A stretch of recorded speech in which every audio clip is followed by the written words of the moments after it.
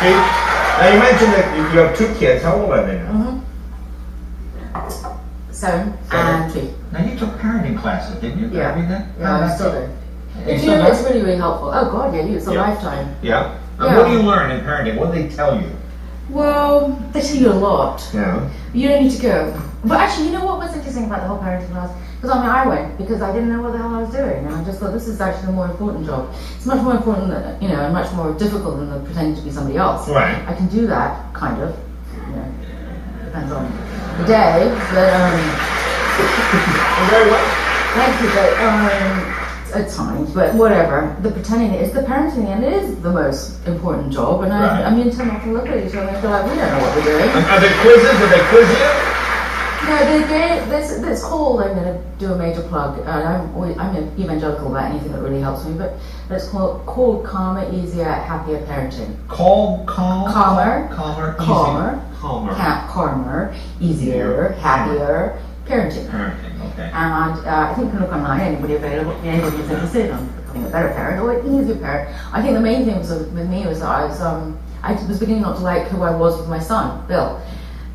Because I was becoming this policewoman, nagging and lecturing, and it was all just looking like I didn't like the person I'm becoming, and also it's not working because he still whines even if I say stop whining. Right. But then I go to my parenting class, and one thing, I mean they teach you millions of things, but one thing is descriptive praise, and so the whining thing is to basically praise instead of always giving attention to negative behavior, you give attention to positive behavior.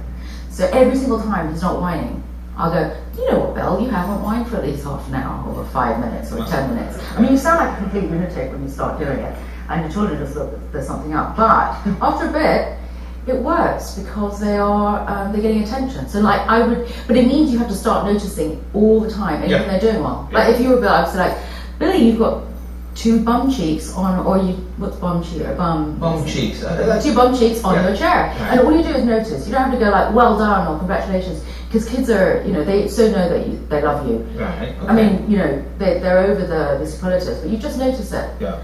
Press agents do that too. They'll go, Jay drove himself to the premiere. No, it is. And it's, Now tell us about the film, if anybody, it's a fantastic film. Does anyone know? I mean, they all know it, do they? Well, I don't know. This is America. You'd be surprised if they don't know. No, you're right. But, I mean, you play the Queen, and your husband is a stutter, and... It's about George VI, who